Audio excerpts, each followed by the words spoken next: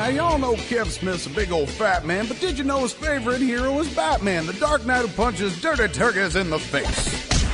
That's right, Cape Crusader. Punch all those turkeys. Punch them in their turkey necks. So once a week now, this no-fly list fatty's gonna put the food down and get chatty about Batty, and this turkey gets wordy about Gotham like it's a real place. He ain't got time for his wife or daughter. This Catwoman's losing, Batman ain't caught her. Go get her, Cape Crusader. You want a pussy hunt now? Ha ha! Get ready, turkeys. We gon' bat shit. Babbling about the bat with old Kevin Smith. Now here's the fat man who loves Batman himself, Fat Kev Smith. Get on out here, turkey.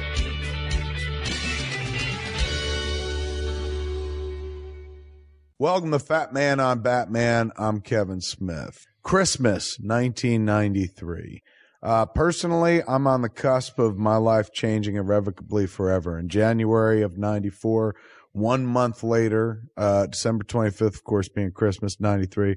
By January 25th, 1994, 1 month later, my life was changed. Suddenly, I'd made this movie. Clerks got picked up by Miramax, and I was in a completely different world. I reckon my timeline thusly. There's dates that are BC and dates that are AD. BC stands for before Clerks. AD is after Dante. So in 1993 BC, before everything changed, Christmas specifically, I was in a movie theater, enjoying a flick that never in a million years I'd imagine I'd ever see. A Batman cartoon on the big screen. That's right, man. Batman Mask of the Phantasm hit theater screens December 25th, 1993, after enjoying I guess a season, maybe a season and a half at that point, probably a season and a half of success on Fox Network, the kids version of Fox Network. Well, it's Fox Network Kids, a certain time of day, after school hours, for Batman the Animated Series. Warner Brothers said, "Hey man, we like what this is doing. We're gonna finance and greenlight a version of this that you guys take to theaters."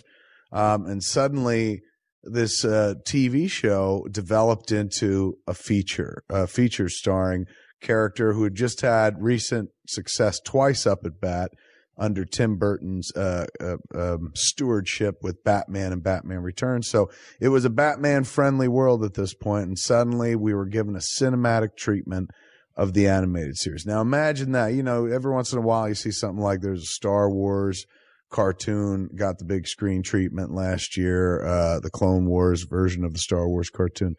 But very rarely does something like Batman get the big screen treatment in cartoon form. So rarely, I can't think of any time prior to this. Batman on the big screen had been Adam West, had been the black and whites back in the day, had been Michael Keaton, but we'd never seen the animated version. So you were living in this joyous time as a geek where you were like, it'll never be better than this.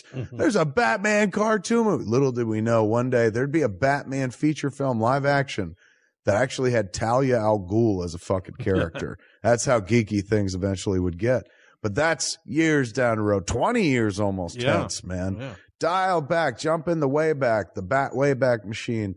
Come with me to 1993 as Batman Mask of the Phantasm is released into theaters. And sitting with me again this week here on Fat Man on Batman is a man who worked on the Batman the Animated Series. Of course, we know this, but also worked on this very feature we're going to talk about tonight, Batman Mask of the Phantasm. Welcome back, Batman's best buddy in the fucking world, Paul Dini. Hey, Kev. It's great to be back. Excellent. Actually, I never left. Yeah, he didn't go anywhere. I was like, you ready to record? He's like, oh, he just got off the couch. Give me another devil dog. I'll be okay. This is going to be a blast because I haven't seen this in a while, number one. But number two, it's going to be fun to walk through it with somebody. Like if somebody had told me in 1993, hey, you could sit down with one of the fucking talents behind this and he could tell you this, that, or the other thing.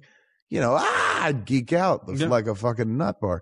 So still, that doesn't go away, even though we're living in AD period after Dante. there are certain things or aspects of the BC life which still resonate just as bright, just as loudly. I never put my geek away, man. So being able to kick back with you and watch this can be a lot of fun. Yeah. Now, before we get going, Alan Burnett was the what, writer, director? Eric Radomski directs.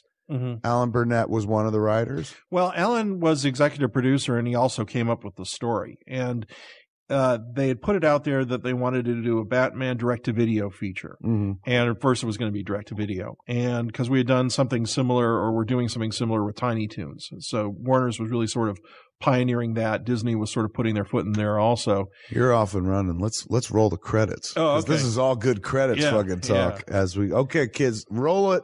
I went to iTunes and bought mine. I have the DVD and I have the Laserdisc.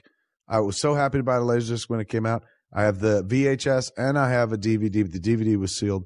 And then I said, fuck it, I'm going to buy it digitally, man. Throw it up on the laptop. So you can go to iTunes right now, which means I'm sure you can go to Amazon as well, or wherever you buy your videos digitally. But I bought it on iTunes. Mask of the Phantasm right there. It could even be on Netflix or something like that as well. But line it up right now, man, and press play. Boom, we're off and running. Okay, go ahead, man. There's the Warner Brothers logo, so we're all synced up.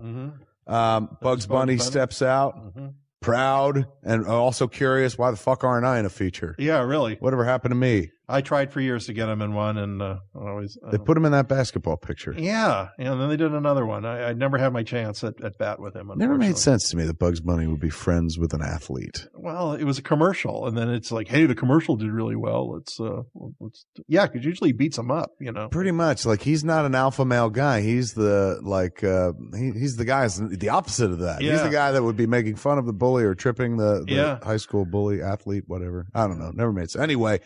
Story by Alan Burnett. There we go. There it is. He came up with the story, and from the get-go, he would say, and the screenplay. There's your name, screenplay, Paul Dini, right there. The rest of the usual gang of idiots. It's Martin Pasco, who was writing and story editing on the show, and Michael Reeves, who was also writing and story editing. And what is story? Describe for folks that don't know, what is story editing? Oh, okay. What happened was we had 65 episodes to do with the original order, and it was it's a lot of episodes to be in charge of. So what happened was they had the different writer on staff. We had like about 3 or 4 writers, and you needed to have a script coming in like every week or every other week. So the staff writers were also story editors, and that we would freelance scripts out to other writers. And so a script would come in from a freelance writer. You'd take it, you'd look over it, and so as a guy who's as a regular on staff, freelance script comes in, you can come in and be like, well, Batman wouldn't say this, and hey, this guy should be this guy, and blah, blah, blah. Very nice. It's a Penguin story that isn't working, but it would make a great Riddler story. So, okay, I'll spend the weekend with it and, rework it, that sort of thing. People who work on the Bible of the show, lifeblood, spine, bones. Now, we just saw an opening credit sequence, which just reeked of, we're going to be in the movies? Yeah. What was it? It was a computer generated sweep through Gotham City? Yeah, a little CG there. Very, very early on. Very early. Now, you look at it now, you're like, how quaint. But 1993, that was probably the most money they spent on it. Now, I read, and you can tell me if this is true, this is a $6 million movie. Yeah. Isn't that crazy? They spent some money on it. I mean, six to me is a $6 million cartoon, dude? Yeah. Who does that? I mean, that's cheap.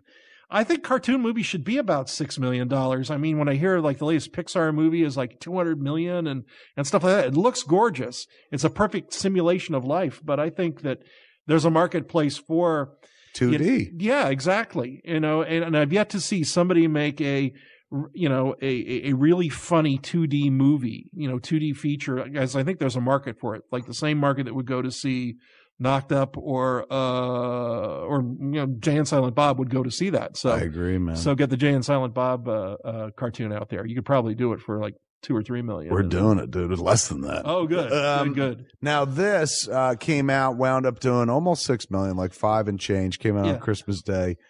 It made with video and everything. Of course, it more than made its money back. This movie has earned Warner Brothers probably a shit ton of money at $6 million. Yeah. Toys. Think about it. Everything that's come out of this, licenses. Yeah, I still think, it was interesting watching this get a theatrical release, a sort of a theatrical release, because it was, it was going to be home video. Then they pumped it up to, let's make it a feature. So they threw a little more money at it, and they gave us a little more time to do it. And then they got us locked into that Christmas Day delivery. And we thought, oh man, we're making a feature, and yeah, it's not going to be Aladdin or Little Mermaid or anything, but it's going to be cool. And, we'll get the big, Hollywood experience and everything. And unfortunately, at that time, Warner Brothers did not really have any experience releasing animated pictures. And the most they had done were compilations like the Bugs Bunny Roadrunner like movie. Looney Bugs Bunny movie. Exactly. And those play kiddie matinees, you know? Basically they would take a bunch of shorts, string them together, put in some new material, cartilage material, and release it. Yeah. Yeah. And the thing is, like, they're great at theatrical features, live action features. But there's not a one person over there at that time who knew how Disney released a picture. So it's getting to be October, November, and we don't have there's no press on our picture at all. And we're wondering, is this thing even going to open? And it was looking like, well, where's the buildup? Where's the Disney style buildup they give, all the big features? We've got a feature coming out too. And it turns out nobody at Warner's was saying, we don't do that because we don't know how to do that. And we've got your movie is opening in major cities and it'll be out there. Just trust us. So Christmas Day came and I was in San Francisco where my folks lived at the time. And it was playing at one theater in San Francisco in a triplex in the smallest theater. And they didn't even have a poster up. Oh, good Lord. It's a Batman movie. I know, but it wasn't to the guy showing, it was marketed as this rinky tink, like the Looney Bugs Bunny movie. Yeah, kind of like, hey, if you got kids, some 5-year-olds you want to drop off. Right. We'll make sure no pederasts touch him in this movie. It's something for the kids. Yeah. In here. Christmas Day, we're showing a double feature. It's the Mexican Santa Claus movie where everything is badly dubbed, and a Batman thing. And Batman, Spooky Ghost something. I don't know what the title is, but it's a Halloween picture. It's just held over. Yeah. They cut 3 episodes together. It's something with Batman. Yeah, man. It was, I would not say the most ceremonious release, but to be fair. Yeah. It's pre-internet, really. I mean, the internet exists in colleges and nascent form and whatnot, but it's pre-internet, and I was still aware of it. Now, I'm a Batman fan. I'm watching the cartoon all the time, but it was on. There was a sense of like, hey, it's coming, at least in the geek community, maybe just at comic book conventions and shit like that. This is now Alan. Is Alan passed? Did Alan pass away? Alan Burnett? Yeah. No, who's the one that died? Who died? Somebody who worked on the Batman animated series. Hilary Bader worked on on Superman, and she passed away. Steve Gerber worked on the show, and he passed away. Steve Gerber died? I didn't know that. Yeah, he died about 4 years ago. There was someone else I thought, like, in the team of Batman the animated series. Boyd Kirkland passed. That's away. That's it. Yeah. Boyd Kirkland. Did Boyd work on this or no? I think he did. I think all the directors had a sequence in this. And so Boyd was a director? Yeah, he was a director. He directed a lot of episodes. He was really a great guy. He actually directed the Mr. Freeze direct-to-video. Sub-Zero? Sub-Zero, yeah, that was his. And he's a really great guy. And Somewhere Alan Burnett's like, I'm alive, damn it! I'm alive. He'll come over. We got to get him to sit down. Man. Oh yeah, he'd dig it. He'd love it. I mean, especially after I just murdered him, put him in his grave. It'd be awesome to speak to the resurrected Alan Burnett. Yeah. Now, at this point in the movie, which we've kind of been ignoring. There's a new player has been introduced. Yeah. Character, the titular character, the Phantasm. Right. Has a striking resemblance to the whole thing. The whole story has a striking resemblance to the Detective Comics storyline, Batman Year 2. Right. Was that the source stuff? A little. It was a little bit, and it was something that Alan first sat down and he said, "I want to write I don't want to write a supervillain." This is before Alan died, you mean? Yeah, before he died. Yes, when he was still hale and hearty and alive and kicking. He instead of doing the ultimate, even though the Joker is in here and they have a big fight coming. He didn't really want to make it about that. He said, I want to do a romance. Right. I've never seen, you see romance in cartoons and it's always prince and princess and stuff. I want to do like a dark romance and kind of a film noir take on Batman as much as we can. Like an Englehart Rogers story. Yes, almost. exactly. And really make it about Bruce Wayne and about Batman, and not that Batman is just a guy who comes in. As so often in the live action movies, he's a traffic cop. He just sorts out what everybody's